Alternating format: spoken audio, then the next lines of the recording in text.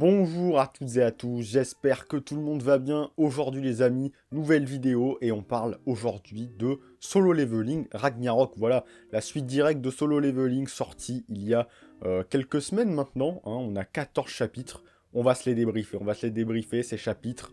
Voilà, on va pas être exhaustif évidemment, il y a beaucoup de choses. Donc, bien sûr, si vous n'êtes pas à jour sur Solo Leveling Ragnarok, je vous invite à passer votre chemin. Voilà, sachez, je vais spoiler énormément. Donc voilà, sachant ça, si vous êtes à jour, installez-vous tranquillement, prenez un petit truc à boire tranquille, posez-vous, et nous, on attaque. Solo Leveling Ragnarok. Alors, à l'annonce de cette suite, je n'étais pas joasse, hein, voilà. J'étais d'avis que la fin de Solo Leveling n'était... on s'était un peu perdu, hein. Pour moi, Solo Leveling, c'était excellent, mais c'est vrai que sur la fin, on s'était un peu perdu, je savais plus trop où on allait, donc l'intérêt d'une suite, pour moi, était un peu limité.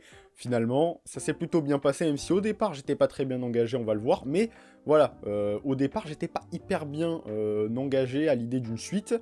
Mais voilà, Solo Leveling était très bon. Donc voilà, je me suis dit, on va jeter un coup d'œil. Et donc, Solo Leveling Ragnarok, on y suit donc Suo, le fils de Jinwoo. Voilà, tout simplement. On ne change pas une équipe qui gagne, c'est-à-dire, voilà, Suo est nul et faible et va devenir extrêmement fort, hein. C'est le schéma classique de Solo Leveling, ça ne me dérange absolument pas. Et donc, ça va pouvoir me permettre d'enchérir sur le premier truc dont j'ai envie de parler, c'est tout simplement les ressemblances et les parallèles dans ces premiers chapitres. Alors, autant ressemblance, quand j'en parle, c'est pas forcément un truc que j'estime être une bonne chose, puisqu'il y a beaucoup de trucs pour moi, j'étais un peu en mode... on a presque fait du copier-coller de l'histoire originale, puis il y a des parallèles qui sont vraiment intéressants. Donc, évidemment, le truc du faible qui devient fort, ça c'est le principe de base de Solo Leveling, je n'ai aucun problème avec ça. Bon, évidemment, le premier parallèle, c'est, voilà, d'où c'est que nos deux héros partent, et donc, là où Jinwoo avait besoin d'argent pour opérer sa mère, et également était un éveillé, mais qui était faible, Suo n'est ni éveillé, n'est pas éveillé en fait, il n'est pas éveillé, lui au niveau de l'argent c'est toléré, il a du fric a priori, ses parents avaient de l'argent, mais voilà, lui n'est pas un éveillé, donc le début du manga tend à nous faire penser qu'on va vraiment parler des différences entre éveillés et non éveillés, hein. On parle beaucoup de ça, Suo parle beaucoup de ça, voilà, les éveillés peuvent vivre sans les non éveillés, mais les non éveillés ne peuvent pas vivre sans les éveillés, hein. C'est le principe même de ce monde. Donc voilà, évidemment dans ce monde on ne se souvient pas de l'histoire de Jinwoo, hein, voilà, le fait qu'il ait sauvé le monde entier, ça passe à la trappe, donc voilà, on repart sur de bonnes bases, qui est pas plus mal, parce que ça aurait pu être en vrai un frein pour l'histoire de Suo, mais voilà, on part avec ce postulat de base, voilà, toujours ce sentiment un peu d'inutilité, un peu comme, comme le sentait Jinwoo hein, dans Solo Leveling. Voilà, là Suo est dans une école d'art, il a pas l'air spécialement enchanté d'être là, il a pas gavé d'amis, donc il est un peu en mode, bon, ça me saoule, j'aimerais pouvoir me libérer, voilà, de cette structure, et donc symboliquement, quand il va devenir joueur, vous l'avez vu, voilà, il a brisé son école, et donc, voilà, il y a beaucoup de parallèles, voilà, c'est vraiment un des trucs que j'ai remarqué, vraiment, dans ces premiers chapitres, hein, je pense que je suis pas le seul, voilà, donc évidemment, Suo, lui, comme Jinwoo, va tout mettre dans la force, mais a priori, lui, ne va pas s'en écarter, hein, puisqu'on a vu, voilà, tous les rêves un petit peu de Suo à partir des premiers chapitres. Voilà, on a vu que, en réalité, il était un éveillé, mais que Jinwoo lui a enlevé ses souvenirs pour lui permettre d'avoir une belle vie. Donc, de ce côté-là, c'est plutôt cool, hein. En fait, on part avec un personnage de base qui était très cheaté, mais qu'on a nerf par le bas, voilà, directement. Donc, c'est assez intéressant. Et donc, pour moi, au départ, Suo, ça allait vraiment être qu'est-ce que Jinwoo serait devenu si la force l'avait corrompu, parce qu'on sait que voilà, Jinwoo avait toujours été, voilà, il a toujours fait le bien, même avec la force qu'il avait acquis à la fin, il a toujours fait le bien, et en voyant les premiers panels, voilà, de Solo Leveling Ragnarok, j'étais en mode, ok, Suo va être le mec qui va être, voilà, la force va le corrompre, il sera beaucoup trop fort, il voudra que en fait, il voudra la force pour la force, et voilà, ça va être la grande question, en fait, pourquoi Suo va se battre, c'est une des questions que je me suis beaucoup posée au départ, et là, sur les derniers chapitres, c'est un peu plus clair, mais voilà, il y a vraiment cette idée-là. Pourquoi Suo va-t-il se battre, hein, est-ce qu'il va faire le bien constamment? C'est ce qu'on va voir. Parce que dans les premiers chapitres, Suo, du coup, quand il récupère son pouvoir, est en mode ok, donc là c'est bon, les divergences entre éveillé et non éveillé, c'est terminé, maintenant que j'ai ce pouvoir, je vais faire le bien, enfin je vais essayer, voilà, de réparer ces diversités, et essayer de faire un petit pont voilà, mais lui il l'ignore, nous on le sait, ce pouvoir ne va pas lui permettre de faire ça, il va se retrouver tout seul au sommet, voilà, comme ça m'a fait un peu penser au Death Note, c'est-à-dire, voilà, un pouvoir qui va te laisser malheureux finalement, puisque je sais pas si vous vous souvenez, mais dans Solo Leveling, on avait un peu ce moment-là, notamment, je sais pas si ça va vous parler, le moment où Jinwoo va dans le portail rouge quand il est sur l'autoroute, là, avec son costard. Il y a vraiment, c'est un peu aussi le discours de Solo Leveling, c'est que Jinwoo est un petit peu... il y a du désespoir, en fait, vraiment, c'est le mot, voilà, c'est vraiment le mot que j'utiliserais pour définir Solo Leveling. Voilà, c'est le désespoir, vraiment.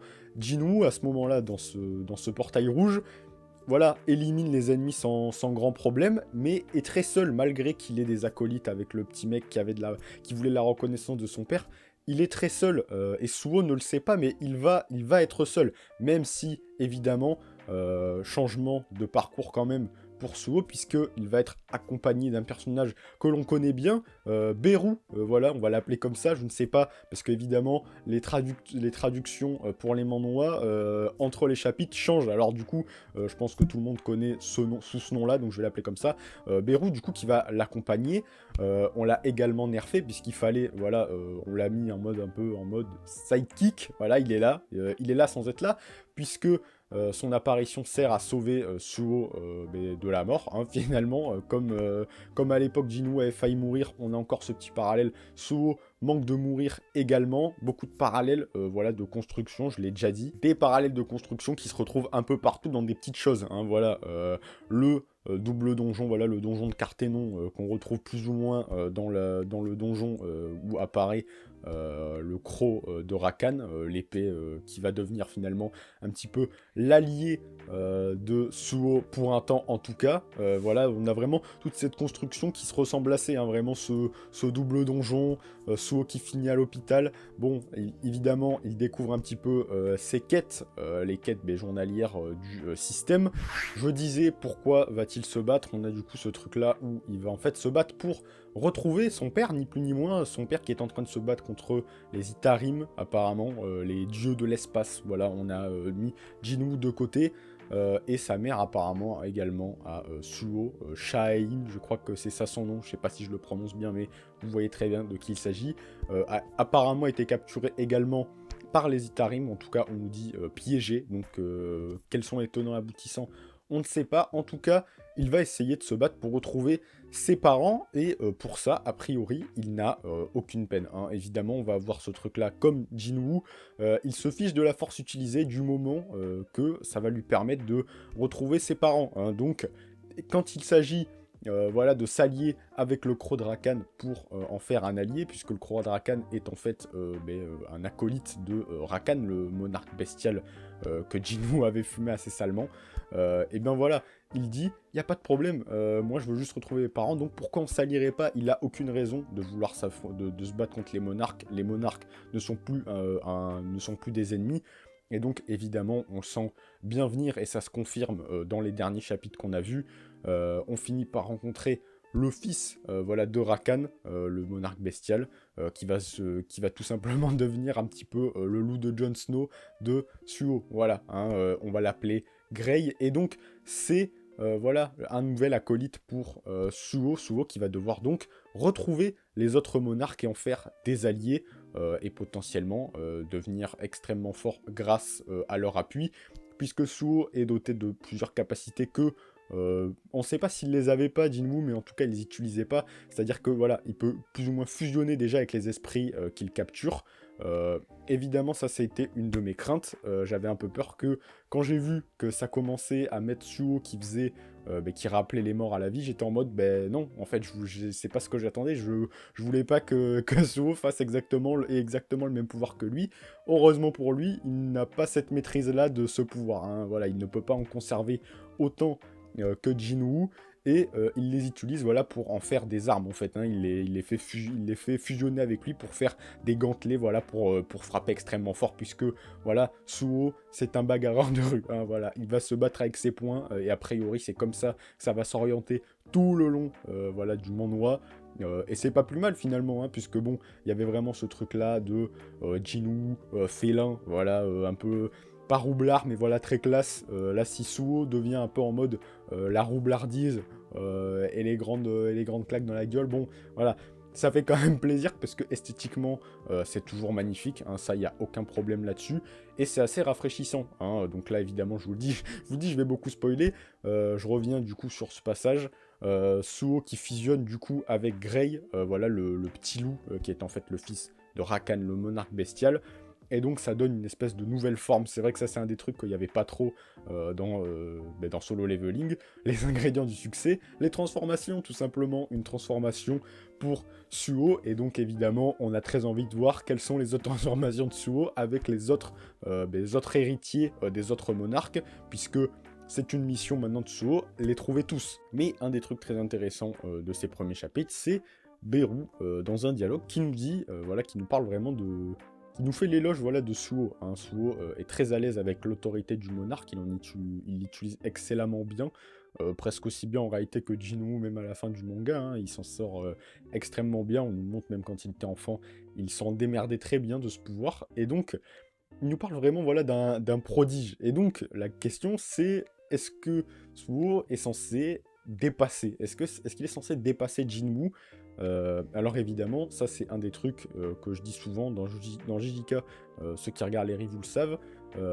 Pour moi, je suis en mode, ça ne me dérange pas voilà, qu'il dépasse Jinwoo, mais il faut que dans le récit, on ait vraiment l'impression qu'il l'ait dépassé. Et Jinwoo est monté tellement haut que, voilà, il y a du pain sur la planche pour faire en sorte que dans nos esprits, il soit plus fort que Jinwoo. Et ça, c'est pas facile, en vrai, vraiment, de réussir ce tour de force. Mais voilà, on nous fait vraiment l'éloge d'un prodige, donc on sait que là c'est une course, non pas pour devenir plus fort, mais pour récupérer en réalité ses pouvoirs. Donc en un sens devenir plus fort, mais c'est récupérer ses pouvoirs. Autre chose que Solo Leveling pour moi n'avait pas, et ça j'ai trouvé ça très intéressant, c'est qu'on essaye de développer un peu plus les persos secondaires. Voilà, dans Solo Leveling classique, ça ne me dérangeait pas, mais c'était Jinwoo et c'est tout. Hein. Voilà, les autres personnages, on s'en foutait un peu. Vers la fin, on développait principalement le lore des monarques et voilà, Jinwoo. Là, voilà, on essaye d'humaniser un peu plus le personnage de Suo, puisque il se fait un peu d'amitié avec, bon, évidemment, il y a Beru qui l'accompagne, et vu qu'il peut parler, c'est assez appréciable, ça donne plus de dialogue au personnage, où il peut échanger avec un autre personnage. On voit voilà, que Suo a beaucoup de doutes, mais voilà, on l'humanise également avec le personnage de... c'est pas un personnage, c'est un animal, mais Grey, voilà le fils du monarque Rakan, qui du coup, c'est quand même un peu plus sympa d'avoir... ça humanise un peu plus le perso dans le sens où c'est un animal, un être vivant, voilà, qui peut avoir plus ou moins qui a des émotions, tout simplement. Là où Jinwoo était principalement entouré voilà, de ses fantômes, de ses combattants, même si quand il a récupéré Beru, du coup, lui aussi a pu discuter avec lui. Mais voilà, il y a vraiment ce truc-là. Suo a l'air quand même d'avoir bon fond, donc du coup, au fur et à mesure de ma lecture, j'étais un peu en mode, bon, je crois que ce côté-là de Jinwoo, de Suo qui serait le Jinwoo qui a mal tourné, bon, je pense qu'on va s'en éloigner assez vite. Voilà, je sais pas si ça va être un peu en mode Arche de Noé, là je vais devenir pote avec tout le monde, je ne sais pas. Bon, évidemment, on a bien vu, hein, il y a du Jinwoo dans le combat. Quand ça s'énerve réellement, donc c'est aussi bien. Hein, on a hâte de voir quels seront les prochains adversaires de Suo et voir qu'est-ce qu'il va en faire. En parlant d'adversaires, un petit mot sur Broky, voilà, un des gardes, la garde rapprochée de Grey, le petit loup, voilà, qui avait mal tourné parce que on l'a corrompu, voilà, a priori, des hommes qui sont liés aux Itarim, on ne sait pas vraiment quels sont les tenants aboutissants. Beru dit que apparemment ce n'était pas lié aux Itarim. On sait quand même que dans Solo Leveling, il y avait les mecs, je sais pas si vous vous souvenez, qui étaient des réincarnations, enfin qui avaient pas le pouvoir des monarques, je n'ai plus le nom des personnages dont ils avaient les pouvoirs, mais vous voyez très bien, les rangs nations avaient le pouvoir d'entités puissantes. Donc potentiellement d'autres personnages qui auront du coup les pouvoirs des apôtres des Itarim, ou les Itarim eux-mêmes, on ne sait pas. En tout cas, c'est ce qu'on tend à nous dire sur les derniers chapitres, c'est que les Itarim et leurs apôtres sont en train tranquillement d'arriver sur Terre. Évidemment, à côté de ça, on a aussi les humains hein, qui préparent leurs petits trucs. On a un mec a priori qui a a priori une espèce de drogue qui augmente l'éveil des personnes. Donc voilà, est-ce que ce mec va être un ennemi de Suo? Très probablement, puisque vous l'avez vu dans le dernier chapitre, le chapitre 15, Suo semble tomber dans un piège. On utilise le terme la gueule du loup, donc au début j'étais en mode, ouais ok, ça me fait penser évidemment au monarque bestial, mais on en sort. Donc à mon avis, on va laisser les monarques pour un temps, et là on va partir vraiment sur voilà, les humains qui vont vouloir s'en prendre à Suo, puisque évidemment son pouvoir va commencer à créer, voilà, à créer des suspicions, des inquiétudes, et ça va attirer évidemment les ennemis autour de lui. Et donc voilà, pour moi ce qui ressort vraiment de ces derniers chapitres, c'est quand même, voilà, on s'éloigne un petit peu, on s'éloigne vraiment du départ où j'étais vraiment en mode, ok, il y a beaucoup de ressemblances, vraiment beaucoup de ressemblances à Solo Leveling classique.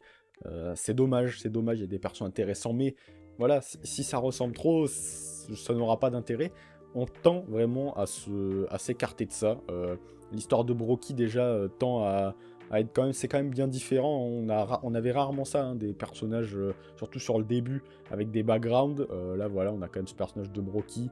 La scène est assez stylée, la scène de sa mort avec les cris de Grey qui aboie, c'est quand même quelque chose. Voilà, c'est pas un truc classique pour moi dans Solo Leveling.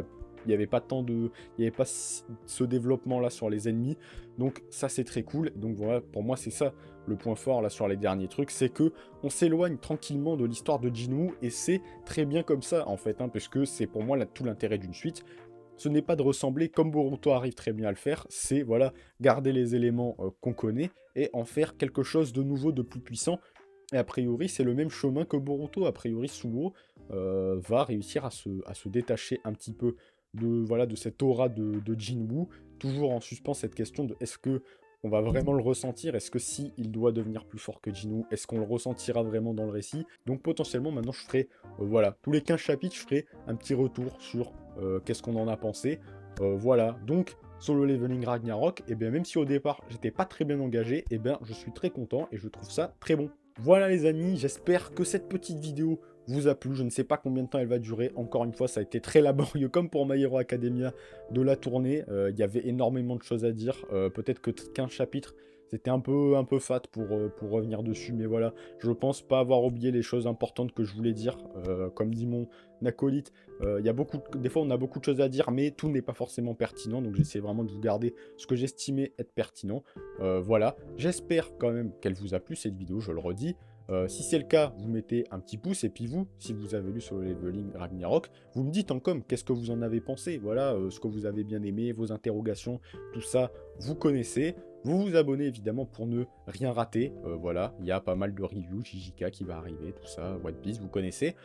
Et puis nous, moi, je vais vous souhaiter une très bonne journée, soirée, car je ne sais pas quand c'est que vous regardez cette vidéo. À la prochaine tout le monde, ciao.